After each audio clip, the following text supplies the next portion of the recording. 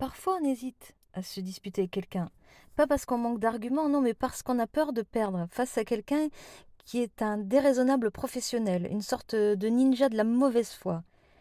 Mais, vous savez quoi, on ne devrait pas hésiter. S'énerver, c'est un acte civique, un devoir de salubrité publique. Comme ramasser une canette ou dire à son voisin, à la perceuse, c'est bon. Vous n'allez pas gagner, lui non plus. C'est normal. Les disputes ne sont pas des compétitions, ce sont des rituels sociaux où chacun repart frustré mais plus ou moins soulagé.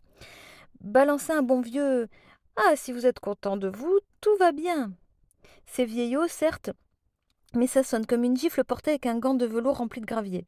L'important, ce n'est pas de convaincre, c'est de résister, poliment mais fermement.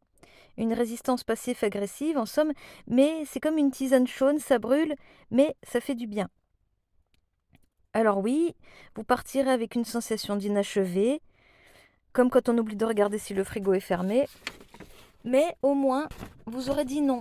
Et dans un monde qui dit trop souvent «Ok», dire non, c'est classe. Ne craignez pas de passer pour un imbécile. Vous êtes un héros de la contradiction, un Spartacus du sarcasme, un poète du passif agressif. Et n'oubliez pas, le problème, ce n'est pas le vilain qui agit, c'est le gentil qui se tait et serre les dents jusqu'à la gingivite. Si vous êtes content de vous, tout va bien. Parfait, c'est désarmant, ça désoriente et surtout, c'est moins risqué qu'un coup de poing. Et puis bon, gardez vos mains dans les poches, pas dans son nez. C'est tentant, mais c'est illégal. Dernier conseil, vous pensez que l'autre aime se disputer et vous ne voulez pas lui faire ce plaisir. Erreur, erreur stratégique.